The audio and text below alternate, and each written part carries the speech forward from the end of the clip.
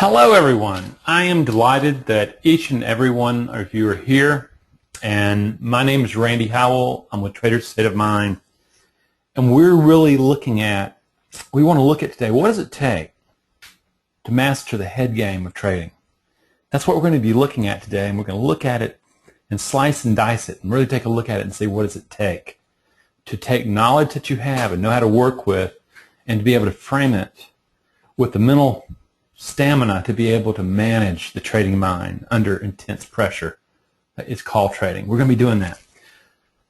A little bit of housekeeping, okay, before we get started. One is that I traditionally take questions at the end of the presentation, okay? That's because the questions get answered and I don't get sidetracked, and that's kind of the way it is. However, as we move along, if you do have questions, Dolores is here as my producer, and you can write her, and she will particularly answer any kind of operational type of questions and stuff like that.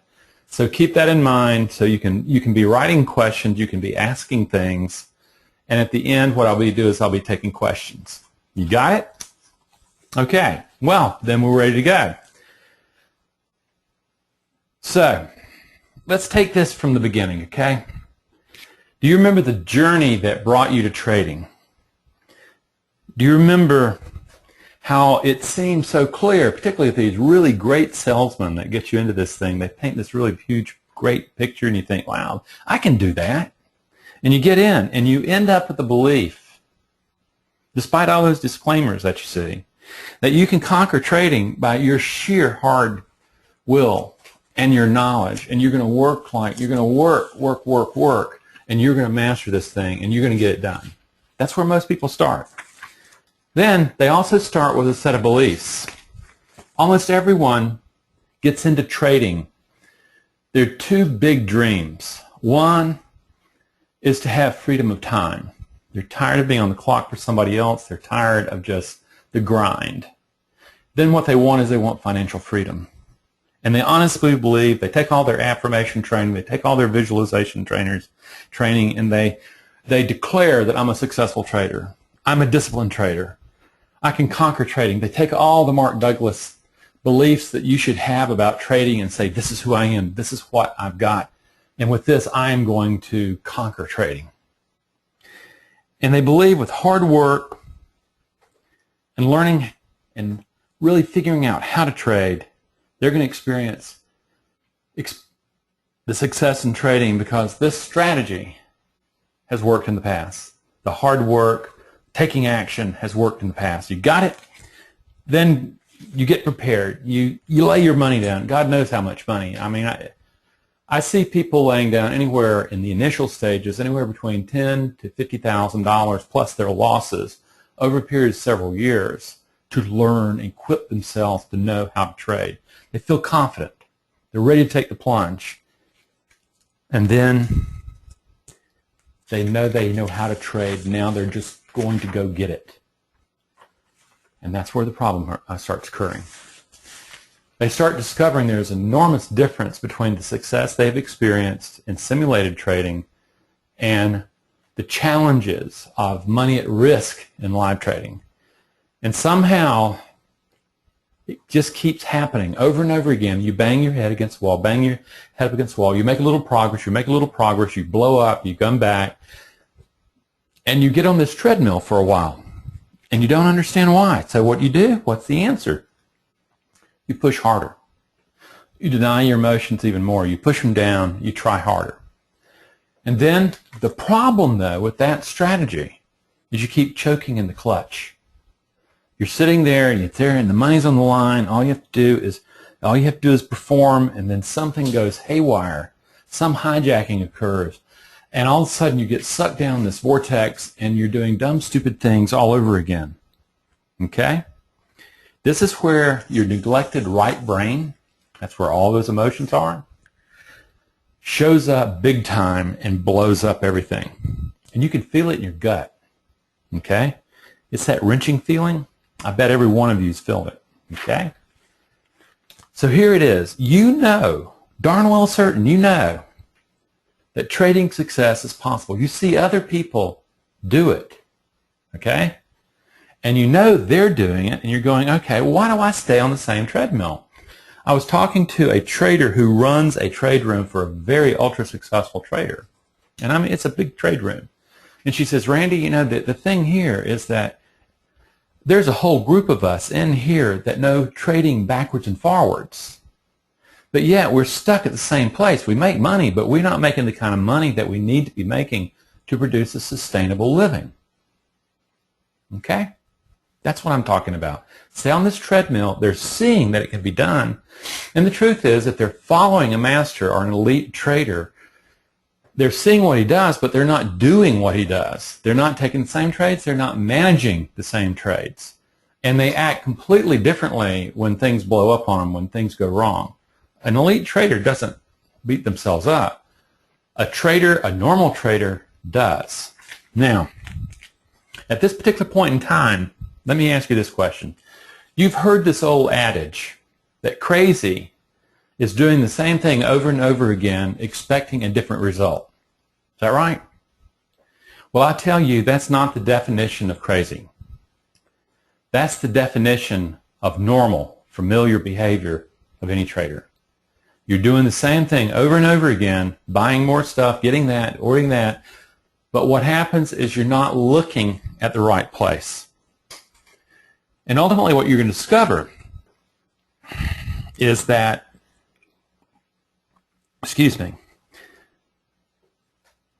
is the mind that can actually manage the pressures of trading.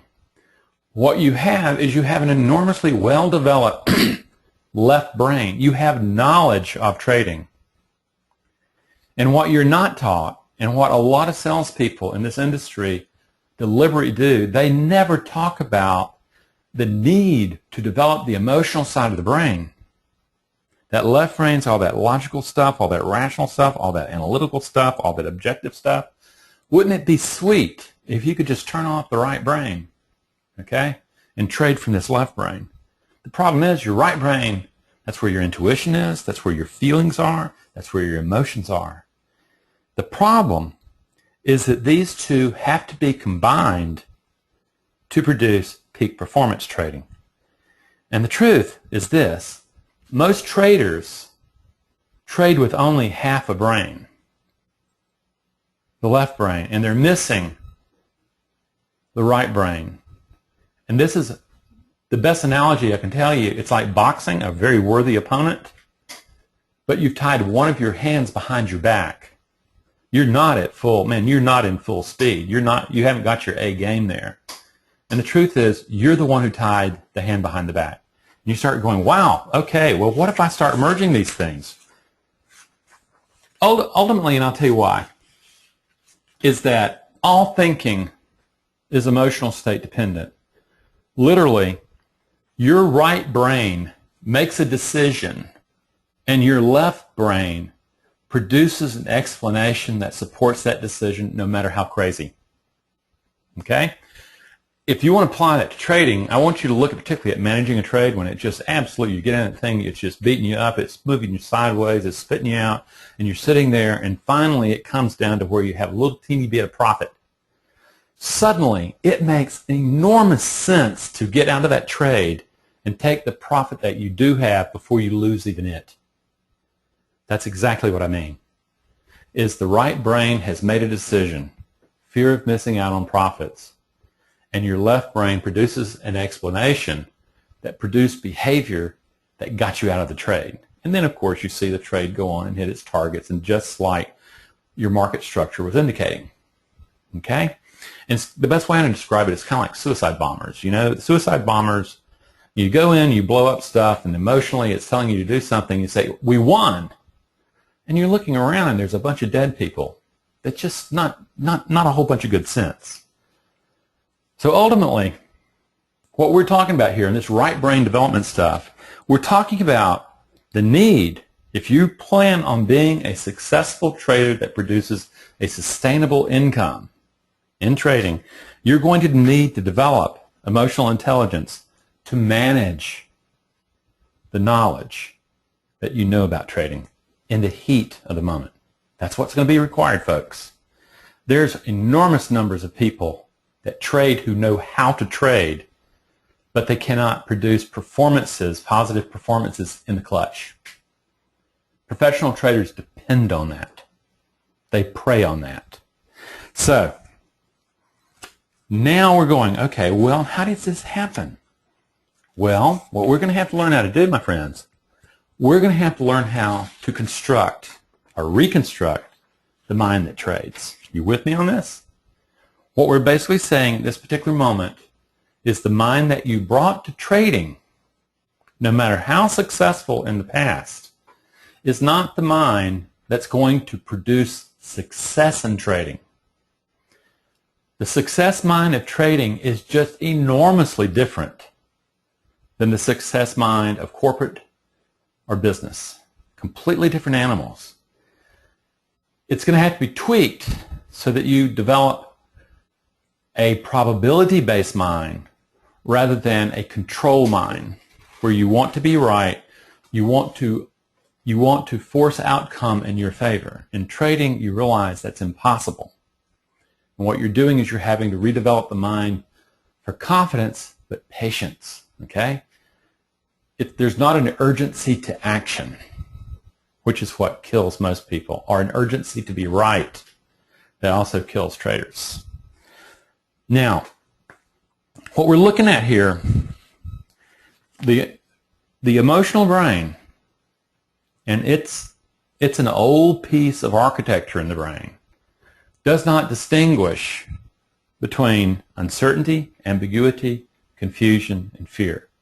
And your need to control at one time was an enormously important thing for the survival of your body and the species because of that. In trading, it's a very outdated mode of work. In trading, it's psychological discomfort that you have to learn how to manage. And the emotional brain by itself, unless trained differently, will never be able to distinguish between psychological discomfort of managing uncertainty and biological threat to life. Can't do it. You know, when you're sitting there trying to pull the trigger and you freeze on that mouse, a saber-toothed tiger might as well be clawing you down. And all you're doing is either freezing or avoiding that imminent domain, okay? So here we go. Then you're going, okay, I got it. So now that we understand that it does not distinguish, but what's behind all that emotion? Ultimately, what's behind that emotion is your belief structure. And not the belief structure that you think you have. It's the belief structure that you got born into, that it got embedded into you, and you do not have those beliefs, friends. They are having you, and they are demonstrating. They are demonstrating your ability, your capacity to manage uncertainty, okay, in the clutch. Another way of saying it is this, is that your brain, you have never experienced the markets.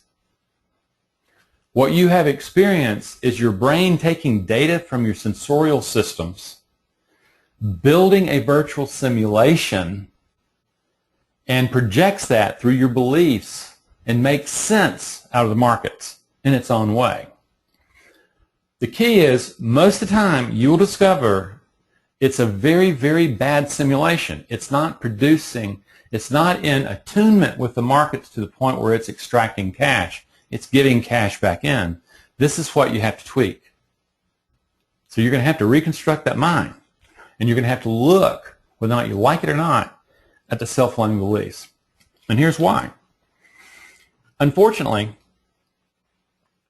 in your biological history and your formative period growing up, your brain, when it figures a way of avoiding threat, it's going to lock it in to pattern.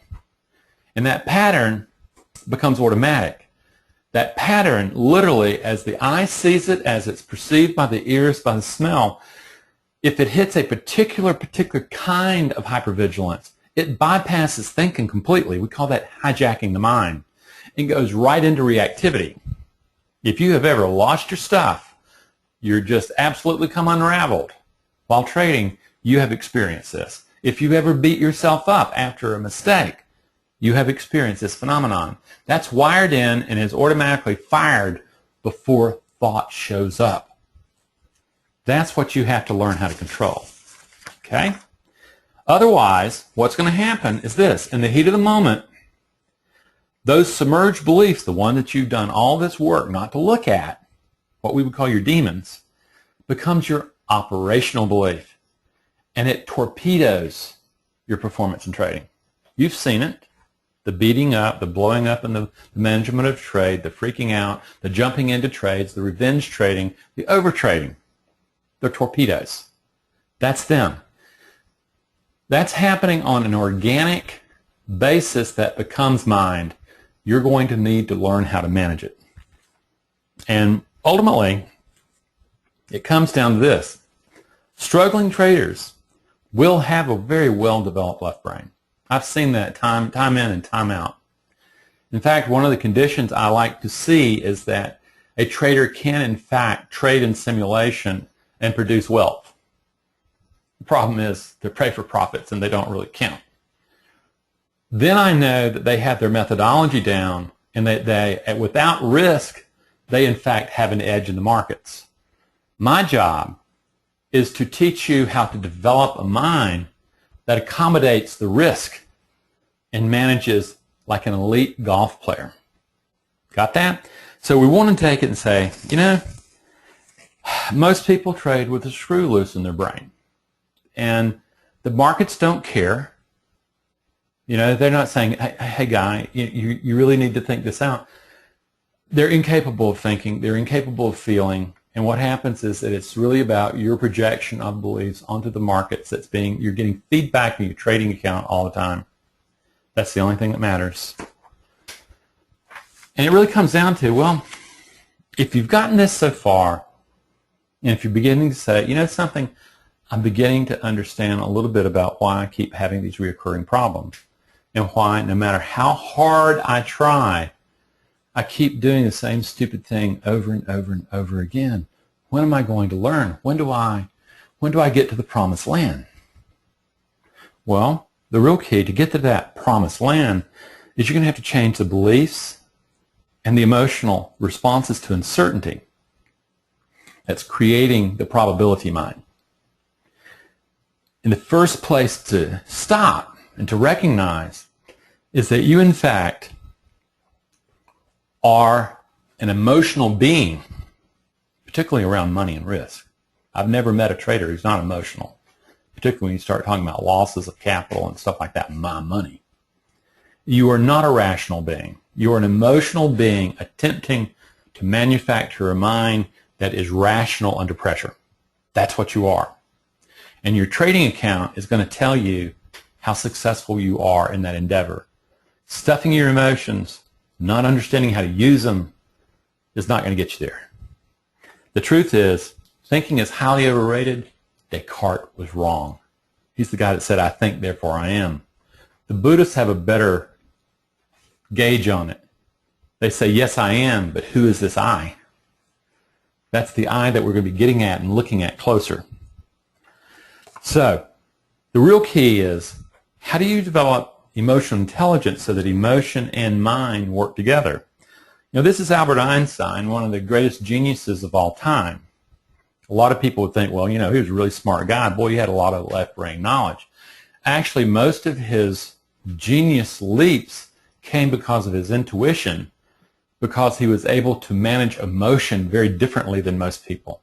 He was not locked in to a particular virtual simulation that forced him to see only a small speck of reality. He was able to see a much larger part of it. This is what you need to do, okay? And the truth is, all that left brain knowledge is not actionable under stress if the right brain is not taught how to manage fear. Not avoid fear, manage fear. So, friends, here's what I want to do. We've looked at this thing, and I hope what you've gotten here is that it's just like in golf. You know, you look at the elite golfers, and there's just a handful of them. Then you look at all these also-rans, these other guys. I mean, they're around the game. They make some money, but they're not the big time players. The difference is not in their skill levels. They can all drive. They can all putt. The difference is the mind, the emotional mind that they bring to uncertainty of performance in the clutch. And here, we're going to now be looking literally at how do you go about building a mind, okay? Everything, these steps that we're about to look at, from emotional regulation to mindfulness to discovering the submerged internal dialogue, freeing your heroic nature, embracing the internal struggle from a heroic perspective and becoming intentional. These are the curriculum that I teach both in my group course and in my individual course. So I am giving you a preview of my group course and my individual course, okay? And here it is, okay? The first thing is you start with emotional regulation. That's where we start, okay? We're going to take these, we're going to take them one at a time. At emotional regulation, the first thing is in emotional intelligence work is that we understand one critical factor, that emotion drives thinking. And what we've discovered is we have been putting the cart before the horse for a long time. Well, in this particular case, the horse isn't even involved. And that's the problem. We like to, and like in cognitive behavioral therapy, we like to think, oh, there's thought, and the thought creates emotion. Oh, man, that's so wrong. Is what we now know is you are the embodiment of emotion. And depending on what emotions, and particularly the emotional chemistry is there, that emotional cocktail is produced in the kind of thinking that you're doing. So emotional state management is not something that would not be nice. It's essential if you plan on being a profitable, sustainable trader. So we want to do this. We want to look at this. The key is what you need to understand is that managing the mind is managing your emotions, and that emotions are biological. They are not psychological, but they take over your psychology. And you get it that the right brain determines how the left brain is going to think. And until that right brain is properly trained and managed, the critical thinking skills that you need in trading, I mean, look, I'm going to tell you something. There's a lot of work to go into being able to manage that. Is you're never going to be able to use them in the heat of uncertainty, okay? That's it. So the first thing that's going to happen is emotional regulation. Thank God that because emotions are biological, they have a biological signature that's attached to them. Every emotion, and let's take fear as an example, every emotion will have a breathing signature, a tension signature, and a heart signature. By definition, if you were to alter the breathing, the tension, or the heart rate, you alter the ability of the emotion to stay congruent and take over mind.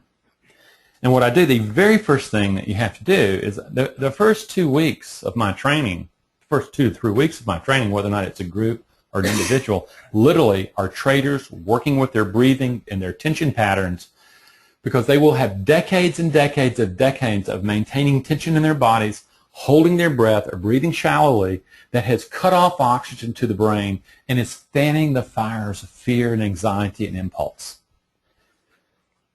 And until they can take breathing and relaxation out of the yoga studio and start applying it under the context of trading, that they never get to the mind.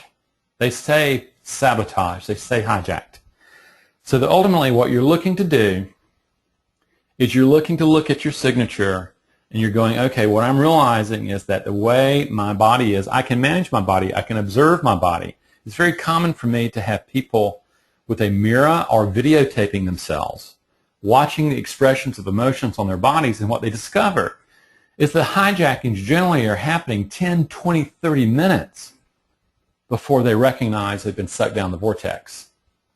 I'm even developing a biometric device that measures heart rate variability and pulse rate so that we can actually see where the emotion begins to emerge, so that we have literally a very third-party observer watching us saying, "This, okay, it's happening right now." And right now you're okay, but you need to start your practice, you need to start managing that emotion now before it gets a head of steam up. Okay? And this is part of the practice. And it's done on a macro level so that you're learning how to do it before you start trading, and then you're doing it on a micro level of recognizing where your tendencies are so that you prepare when you get to a particular moment, like pulling the trigger or when are managing a trade once you're in it, where you realize, okay, I have a tendency to lose my stuff right there where my screws come undone, and I need to step back for a moment and manage it. That's what's taught, okay? This is the regulation of emotion. However, just because you can regulate emotion doesn't mean that you're going to get to mind and look at all those cool beliefs in there that are limiting your possibility. However, if you cannot manage the emotion, and remember, I take 2 or 3 weeks, the moment that I start working with a trader, retraining that element of their performance. Think about it, okay? What happens, once you calm the emotion down, you just get to the door of the mind. You need a tool that allows you to open the door of the mind and look inside and see what in the world's going on in there. In Western civilization, we call that mindfulness. In Zen Buddhism, they would be calling that the witness of the observer of the self. You have a faculty of being able to kind of step back, take perspective, and take it anew and look back and recognize this very fundamental fact that you and your thoughts, you and your beliefs are not the same. And you begin to go, oh, I've been identifying with these thoughts and beliefs for a long time. I thought they were me. No, they're not. You belong to them. You were born into them. They embedded into you like you were a particle, like a soup, and you got stirred in, you became part of this mix, and you never knew it. It was all embedded in you long before you could think. And here you are in trading and discovering, man, it just doesn't work. So you develop this mindfulness tool. This is where it becomes really important.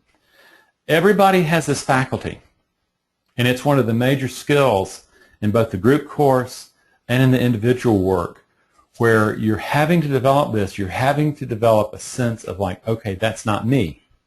And of course I have specialized techniques that I'm teaching that allow you to separate from your history. And when you do it, it's like, oh, that's not me, that's just one particular organization of the self. Because what you discover is the brain is a community of rival programs. Okay? They're emotional programs. And that they duke it out for control of where the mind is going to go. These programs become the thoughts in the mind when mind is created. It's called symbolic. It's a process called symbolic representation. So when you're watching thoughts go by, you're actually experiencing the emotional programs that have gained dominance in your brain, producing the particular mind called you. This is what you have to step back from and go, okay, now, I need to be able to identify what parts, what programs are there directing and creating my life without me present. It's kind of like this. Pink Floyd had a major wonderful line on Dark Side of the Moon, and it was this: there's somebody in my head, but it's not me. With mindfulness, with the observer, you get to go on a search that allows you to find who's in your head that's not you. And that's where it's really interesting, because you start discovering what I call the historical internal dialogue. When you're listening, all that noise running around your head, when you're listening, have you ever had self-doubt? I mean, you're trying to make a decision in trading, and all of a sudden there's this huge debate running around in your head about, I shouldn't. I need more confirmation. You better.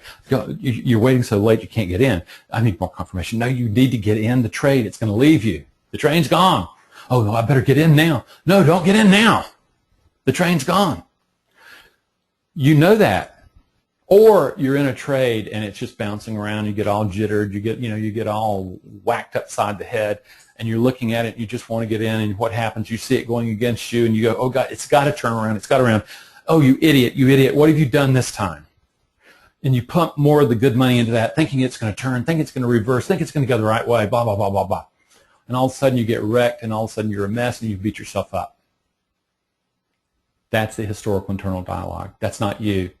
You have so little management of it at this particular moment in time that it's just coursing through unabated and sweeping you into a world not of your making, but of history's making.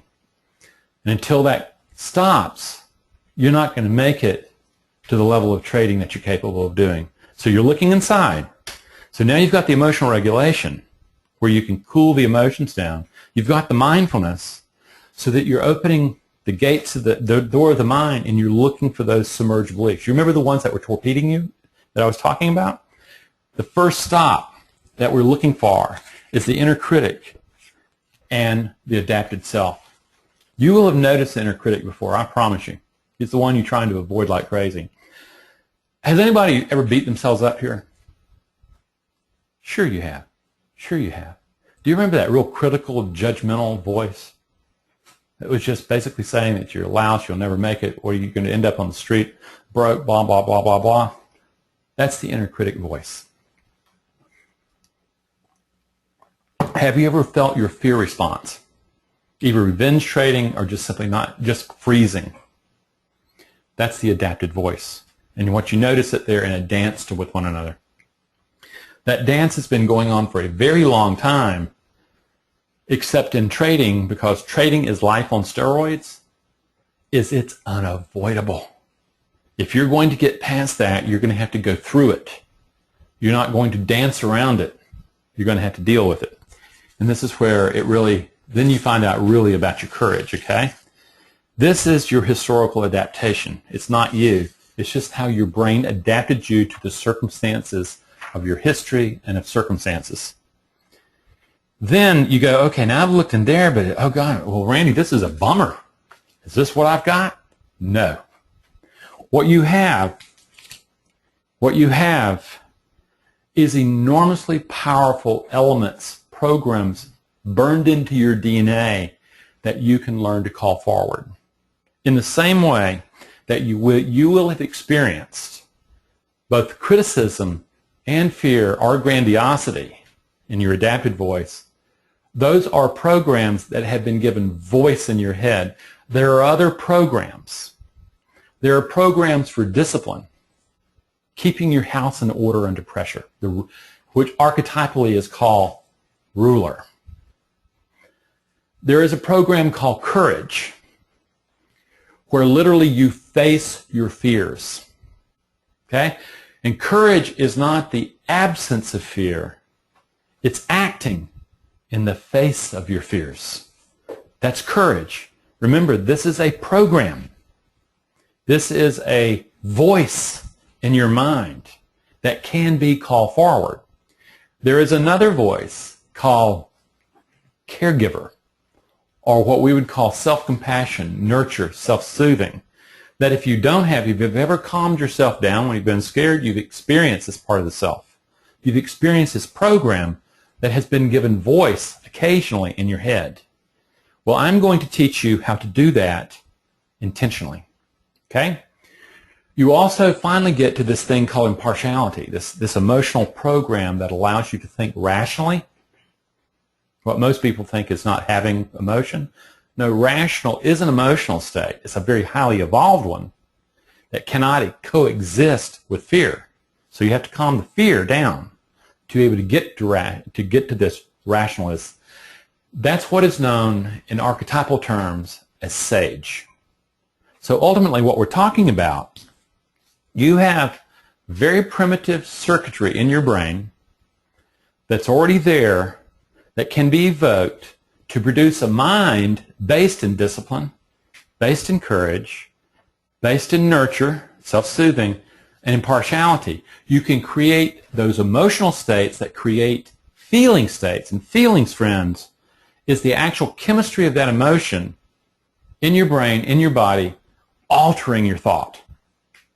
So rather than having the historical internal dialogue between inner critic, all that judging and criticizing, and your fear, orphan, creating a cocktail of cortisol which is going to make sure that you're seeing bad things on the horizon and you should not get out, you should not go get out of your home, to where you have a mind that is built on confidence of your abilities to perform in uncertainty.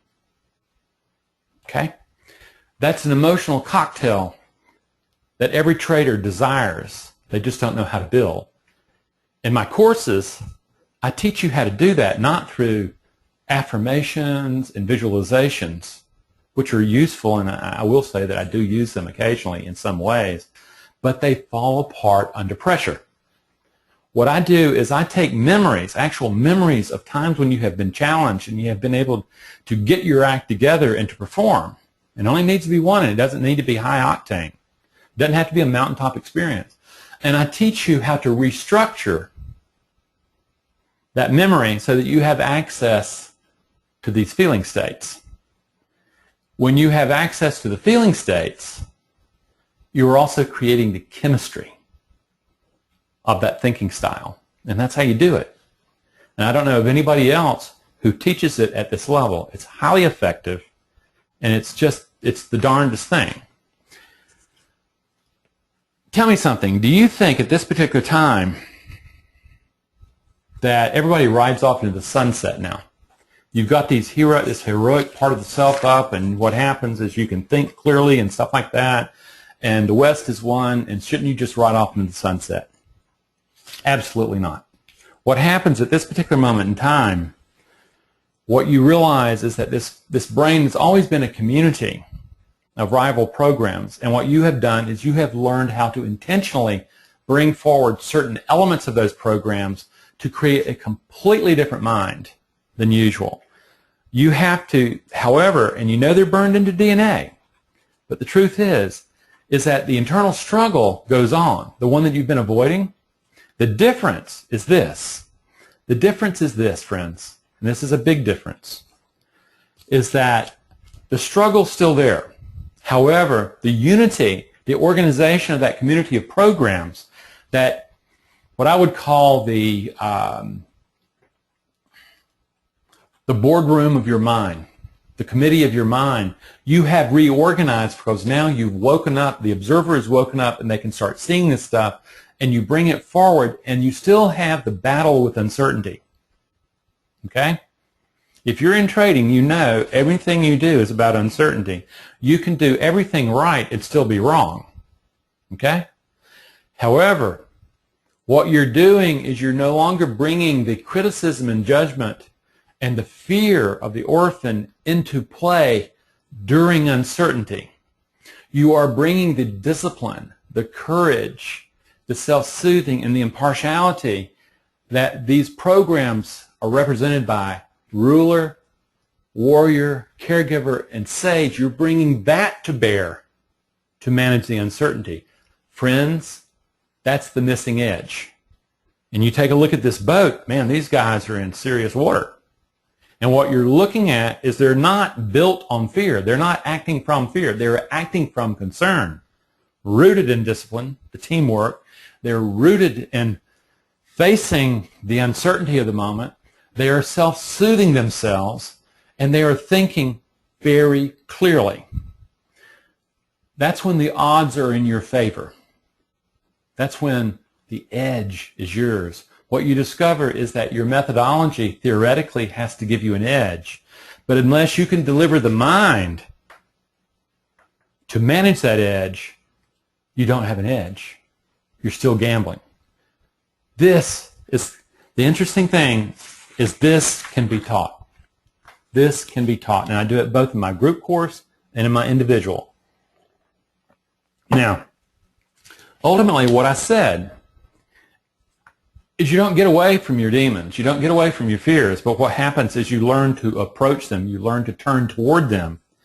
But this time, you're turning toward them from interior strength rather than interior fear.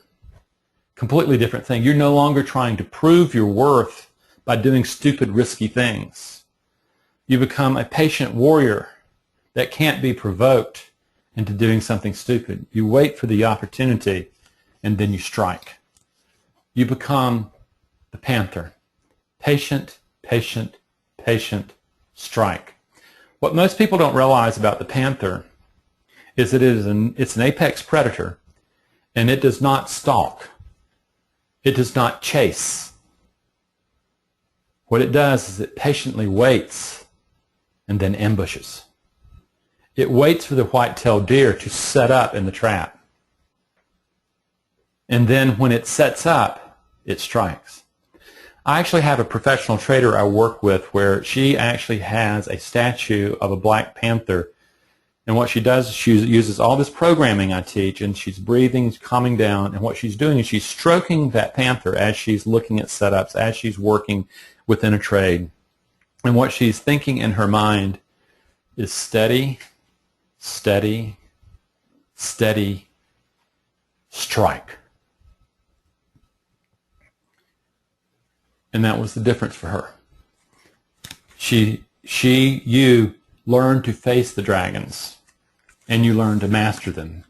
And you discover that by facing them, they teach you valuable lessons about yourself that allow you to trade even more effectively. So, ultimately, what you're talking about is now you have the left brain knowledge, and it's being led by an empowered right brain. That emotion. Suddenly you become like a surfer. You're looking at a wave of possibility here. If this guy engages this wave with fear, what do you think is going to happen to him? If he engages it with curiosity and humble confidence, he may get the ride of his life. He still may get sunk that day. But the point is he basically, his courage favors him to higher performance, to getting the ride of a life. Same thing with trading. Same thing. So now you have knowledge and emotion pulling together in the moment. That's the trick, friends. And what you do is then you're in the clutch. You're in the clutch. The difference is this. You're not in second doubt. You're not second guessing yourself. You're not in self-doubt. What happens is you're focused, you're alert, you're ready, you're confident, you execute. You're doing the one thing that you can do, that you can control. You can control your performance of execution. You have given up controlling outcome. What you're doing is you're controlling who you are in this moment, managing the process of execution. That is the edge. Now, ultimately, what I've discovered is this. The vast majority, particularly of retail traders, okay, that I end up talking to and seeing, end up with a particular mind that they're bringing to trading that may have been enormously successful in other businesses and other careers. But the truth is, it's a control-based mind.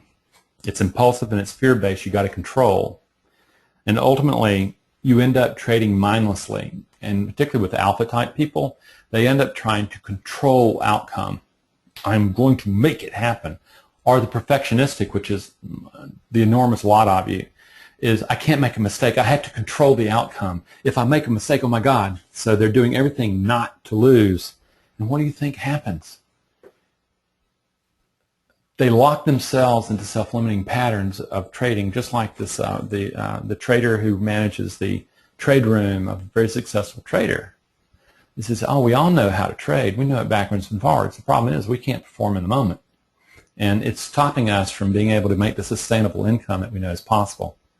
That's where the vast majority of retail traders stay. Professional traders depend on that. It's easy pickings. On the right side, you start looking at, wow, this is what happens when you train the mind for performance in trading, which translates to training the mind to be fully present in managing uncertainty and probability, knowing that you can't determine outcome, but you can control your performance, okay, in execution.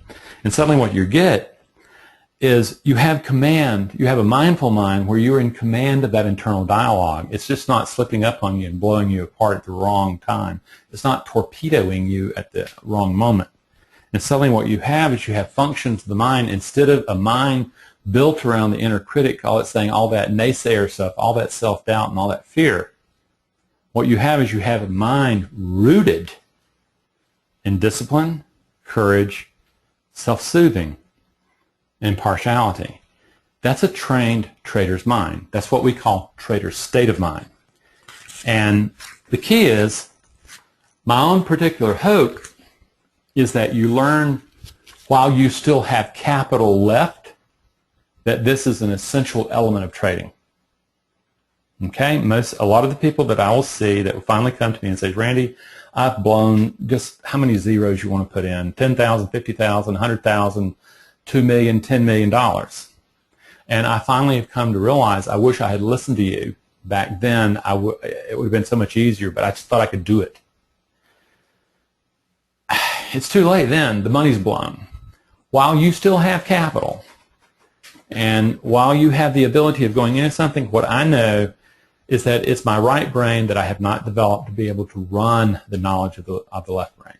You go, well, how do you go about doing that? If you're a beginning trader, okay, or if you're just kicking tires, okay, what I encourage you to do is this. When you go to my website, get the free ebook. It's a compilation of a number of my articles. It's free, just like the articles there, just like the videos there. Go there, get it, read it, and it's 160-something pages of just hardcore understanding of just what we're talking about here. Do that. Actually, every one of you I invite to do that. And all you have to do is you literally go to my homepage, and the very first thing you see right beneath the image of the guy looking at the screen is get the free ebook. And you hit it and you go for it. And Dolores might be able to just put, do we have the ability of putting the address? Nope. Okay. But if you're beyond that, if you're beyond just kicking tires and thinking, well, you know something, I know that I can learn how to emotionally regulate my mind simply by knowledge, by reading and stuff like that, you're no longer deluding yourself into that. Okay? And you realize that, no, what happens is that I really need to take seriously building the mind in the same way that a great golfer, great baseball player, great athlete is going to have a psychologist helping them with the mental and emotional aspects of their game. You need one too. If you're there, I ask you to take a look. We have a group course coming up in September, and we have the individual course that is just much more personalized, much more comprehensive. Okay? And if you're looking at them and you're going, you know something, this makes a lot of sense. And I'm not sure which one fits me best. What I invite you to do is to simply ask for a free consult with us. There's no obligation. And I want to discuss my trading with you. I want to see if, this sounds, I need to make sense out of this. And if I were to do something, which would really be best for me? Okay? I encourage you to do that. It's easy enough. You just click the button, ask for a free consult, and you're there. Okay? Contact us.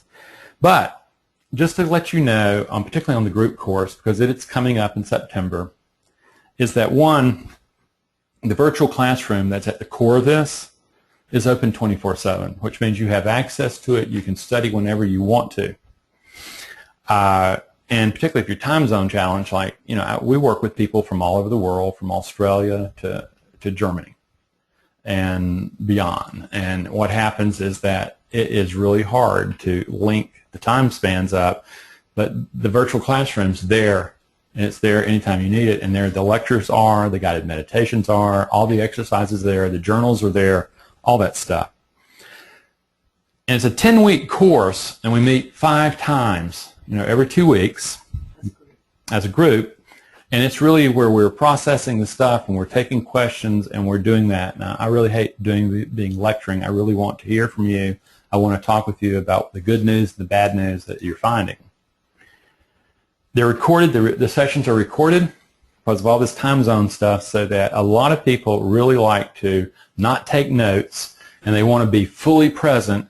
At the same time, they want to be able to listen to it over and over again. That's a serious student. Well, we recorded it. You get them the next day. Okay? And people take notes, and they listen to them, and they really drill down. And we have found the people that get the most success out of these courses are the ones who work. They don't look at these courses as a magic wand. They look at it as, oh, these This is how I resculpt myself. These are the tools I need to develop to resculpt myself. And basically what we want you to do is that if you sign up for the group course by September 5, we're going to give you a $200, if you go to my website and buy the emotional regulation webinar, it's a pre-recorded webinar that I did, it's going to cost you $199. I'm going to give it to you free because we want you to get materials in your hand. We want you to be learning so that you're prepared and ready to go the first session, because a lot of people end up not being ready and they're already behind when we have the first session. I'm expecting you to do homework before you get there. So, and the total cost, right at $1,200, and we break that down into 5 easy payments of $239 every 2 weeks. So it's very affordable. This group course is built so that this level of mental technology becomes available to everybody. And of course, there always is that thing where there is the individual course where it's highly more personalized and it's a lot more comprehensive. It's a much bigger course. And the key is you go to my website, check them out. You know, it's time, and my view is it's time to come to the moment and say, am I going to take charge of the development of the mind that trades, or am I going to keep wishing? My hope is you see the cost of wishing. My hope is you take a look and say, you know something, I've blown this much money easily, and what I need to do is I need to start investing in the mind that trades. Friends, just go to the website, ask for a free consult, and let's start really looking at what you need, okay? Okay, friends, if you have questions about anything that we've covered over this hour, I will answer them, and we have about 10 minutes or so, and I would love to field your questions. I really love when traders are really beginning to ask the good questions. It's really helpful. And we have a question. It's comment. I like picture myself more like a sniper.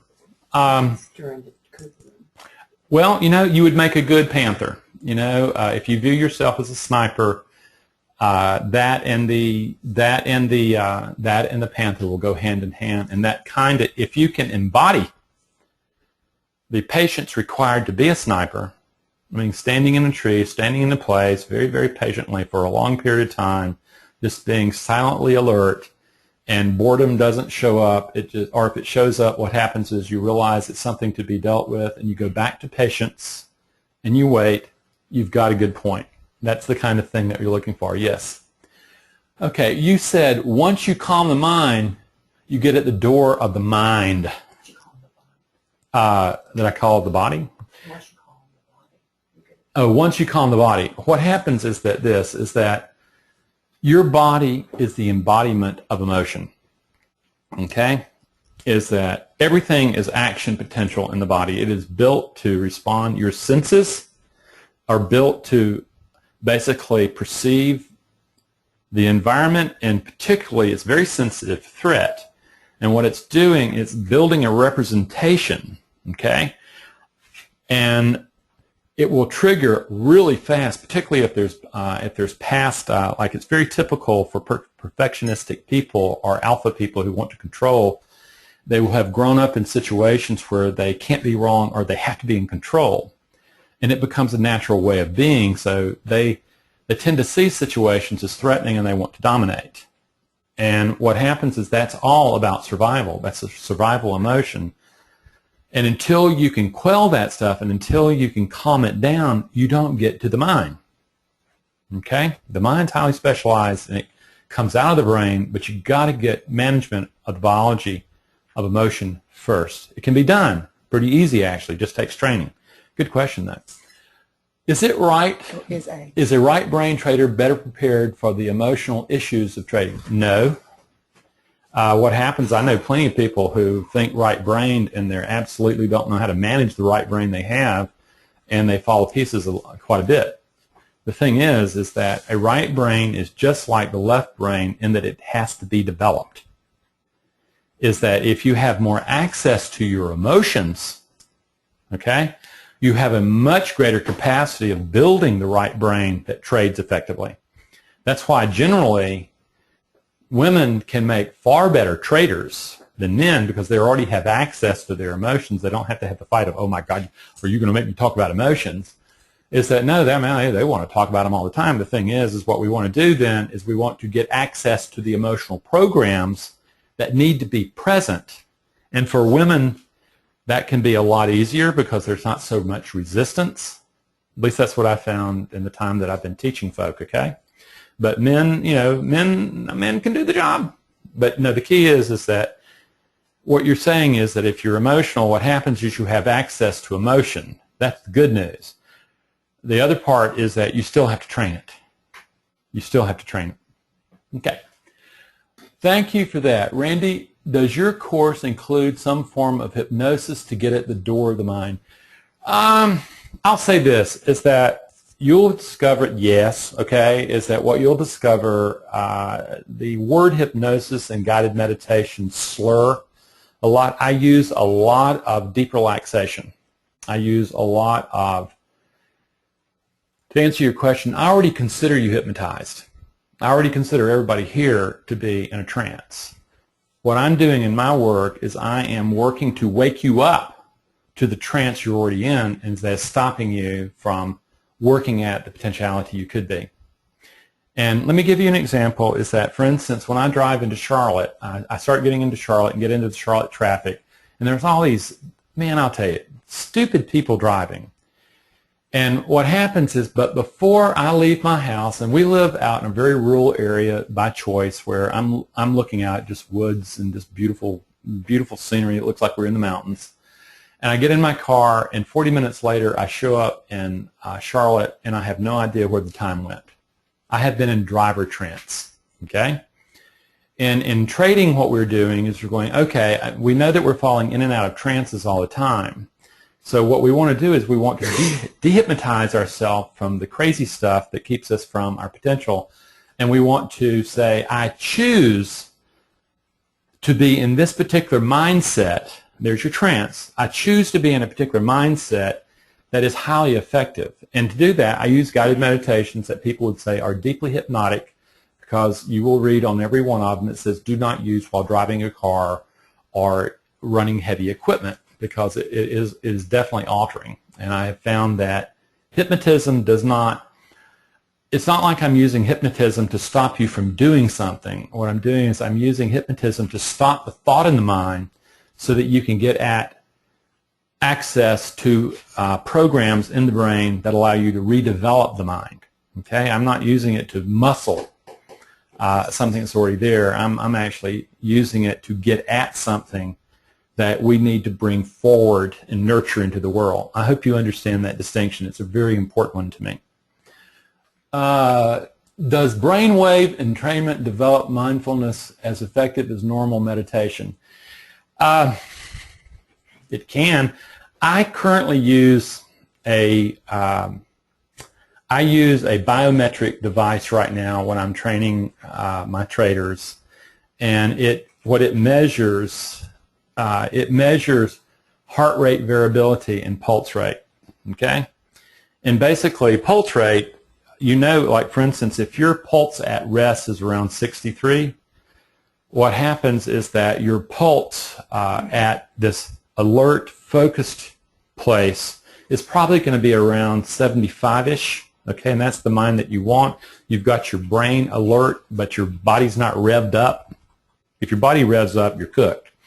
And then when you start leaving the 80s and start approaching the 90s, you start getting into something called intrinsic heart rate, which is where the, how should I say this? It's where the fight, flight, and the rest, digest pieces of our autonomic nervous system start changing sides, and suddenly the fight, flight takes over. And by the time you hit 100, basically your mind's beginning to fry and getting ready for fight, flight. So I use that as a way of training. I don't use a lot of the pinging and stuff like that, where I have found that when you go in and you start using all these pings and you start using these waves, it works for, I don't know, a week or so. It's kind of like hypnotism, and the old patterns come back. The point is you have to get at the deep belief that lays beneath the pattern always. Otherwise, what happens is you're just working on the surface. That's the problem with NLP. That's the way with a lot of, well, that's also a problem with meditation, is that I also use meditation. Is literally what you're learning is a Zen Buddhism form of mindfulness. It's watchfulness. It's stepping back out of thoughts and watching them, okay? And yet at the same time, if you're not doing something with that, if you're not learning what in the world you're looking for, the meditation itself just simply becomes a drug too. I know plenty of people who study meditation and can't trade. I've been meditating for 35 years, and the key is that it can be used as a drug, or it can be used as a way of a microscope of looking inside the self. So I hope that answers it, is that, you know, you're not going to be able to listen with the headphones on and get these sounds altering in your brain and getting your brain wave all entrained with one another, and that's going to produce final permanent change. I see plenty of guys come in, they've been doing that for 10, 15 years, and they keep waiting for it to work on a long-term basis. Ultimately, you have to get at the belief structure below that to be able to make a real difference, and that's what my work does. Okay. Well, ladies and gentlemen, we have passed our allotted time, and I tend to like to make sure that I get in and out in an hour, and we're right at that now. I want to thank you, each and every one of you, for being here. I get a kick out of working with you. I get a kick out of presenting this material. I understand that this is a synthesis of various places that have come together to create a very different unified theory of mind and performance. I thank you for the opportunity of being able to speak with you, and I really truly hope you really give consideration if you're a serious trader. I mean, if you look at this and go, man, I'm going to make a career out of this, and I recognize that if I'm going to make a career out of it, I'm going to have to change the mind that trades. The mind that I brought to trading, it was a good one, but it's just simply not the mind that's going to produce success in trading. It needs to be worked with. And there's no shame in that. There's just simply saying, oh, this takes a particular kind of mindset and set of skills that I'm going to need to develop to be able to work with probability. Because my promise to you is your brain developed to control certainty. So you're just going to have to retrain it. That's all there is to it. I thank you, and I really look forward, for those of you who are considering the group course, for those of you who are considering the individual course, of speaking to you. Like I said, it's cheap. You just simply hit contact us and ask for our free consult, and you have a chunk of my time, and we're going to talk, and you'll have a deeply better understanding of yourself and what's happening in your trading. So thank you. Thank you very, very much. And have a great day, have a great night, and tomorrow, wake up confident, humbly confident, and see what the market's going to give you. Take care, my friends. Good night.